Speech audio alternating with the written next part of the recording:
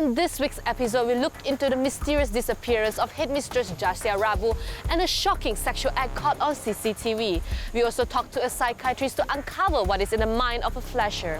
Stay tuned to Crime Watch Raw.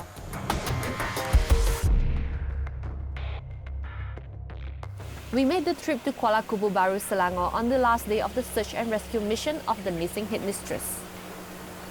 It is Deepawali today, but Headmistress Jashiah Rabu's family will be spending this holiday without her after she went missing on October 26. It is also quite a pinch as authorities decided to stop the search and rescue operations which has been carried out for the last 16 days here at the Buloh Telur village. Setelah berbincang dengan berbagai pihak dan mendapat arahan daripada YDH, Ketua Polis Daerah Hulu Selangor, Subtek PDRM Buloh Telur ditutup secara resminya sementara sehingga mendapat maklumat terkini. Kita akan buka semula. Sebabnya kita masih lagi mencari atau masih lagi mengesan maklumat yang boleh membantu kita meneruskan usaha pencarian ini. Sehingga kini kita tak dapat lagi menemui sebarang maklumat positif yang menjurus ke arah kewujudan mangsa. We managed to speak to Jashiah's husband at their home, about 10 minutes drive away from Bukit Kutu, who told us more about his wife. Dia dapat tawaran dia lebih besar dekat sekolah Taman Keramat. Saya ikut dia lah. Saya mengiringi dia lah sampai tak kata kerja. Tu dia pun tak sangka dia ada mempunyai sakit tu, kanser. Kanser tu belum aktif lagi lah, tapi sudah berakar. Kata dia, awak kena operate, dia kata. Apa dia petang ni juga, kira besok operate kata daripada Jumaat tu. Dalam sebulan lagi, habis kemo 8 kali, lepas tu kena radioterapi. Radioterapi tu yang banyak dia tak tahan jiwa dia, yang panas. Tapi memang dia punya mungkin laser, dia panas ke apa jiwa dia. Selalu saya hantar hospital malam ni 2-3 kali hantar pukul 2 pagi, 5 pagi, sebab dia mata tu kurang air dalam. Dia kata dia kecut. Dalam masa 2 minggu tu ambil anak saya cuti sekolah dekat Rawang, dia tak nak ikut. Dia ajak juga, dia pun tak nak ikut, kata dia. Tak apalah bang, pergilah, kata dia. Dia cakap okeylah, kalau saya pergi awak tinggal lah, saya tinggal. Dia salam saya ke apa, saya pergilah. Ambil anak, balik tak ada. Rumah terbuka ni, gate terbuka, rumah terbuka dia tentang ni. Mana pergi?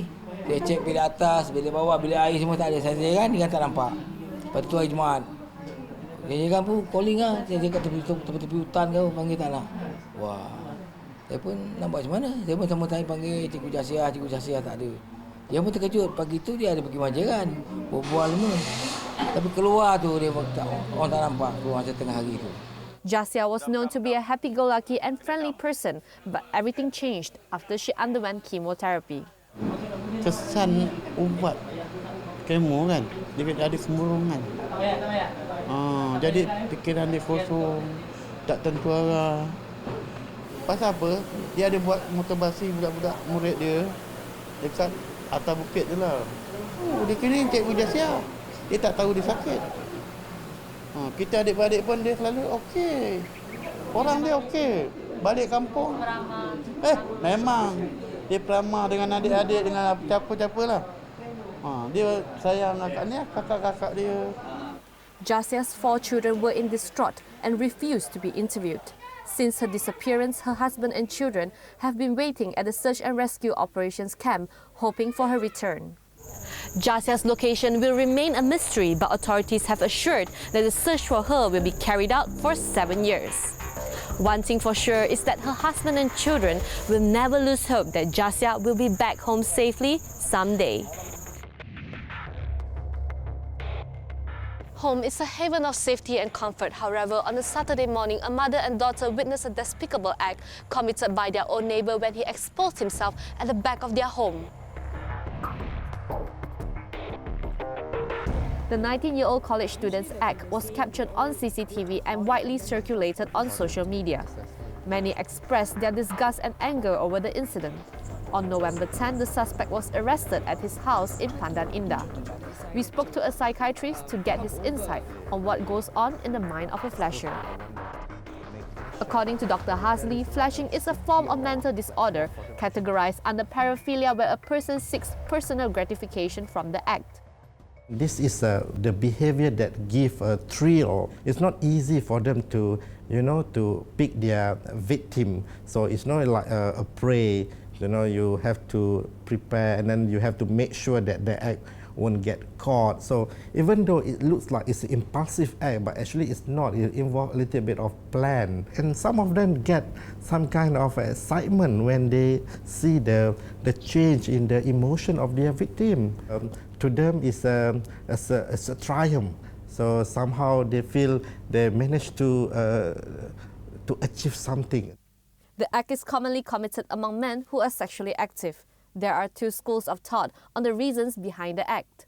One group of experts believe that this behavior won't progress further, meaning that they will remain the flesher.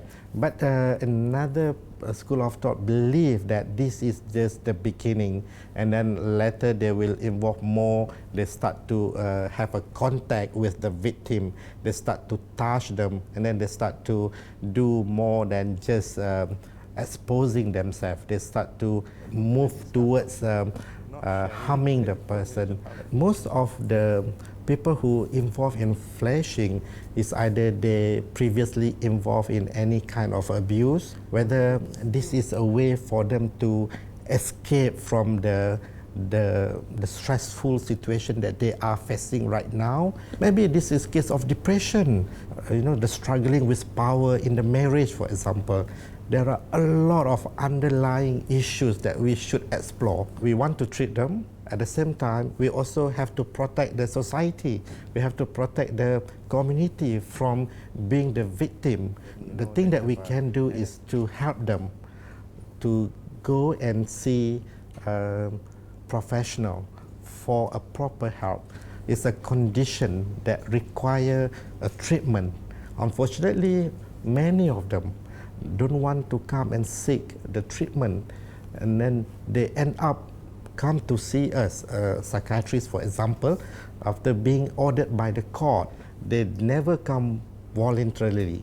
So if we know any of our family members involved in such activities, I think persuade him or her to come forward and receive an assessment, and from that we can plan a proper treatment and management.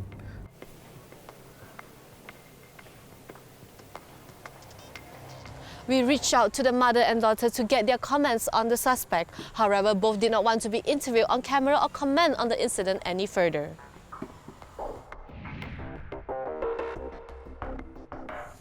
Before we end this week's episode, here are the crime highlights for the week. Restaurant owner Tian Yuk Fan was released after being abducted on May 14. She was taken hostage by Abu Sayyaf-linked gunmen.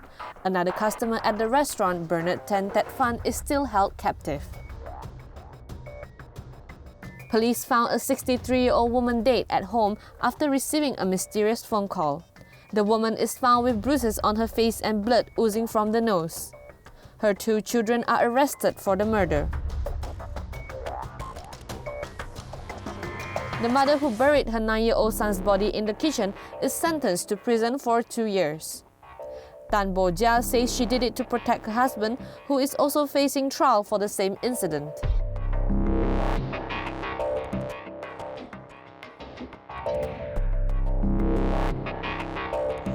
We hope that this week's episode will help you to understand how an imbalanced state of mind can directly or indirectly interrupt the peace in the society. Depression and anxiety can lead to serious consequences. It should not be taken lightly, and caregivers should find ways to encourage victims to seek professional help. This is Christine Chia signing off for Crime Watch Raw.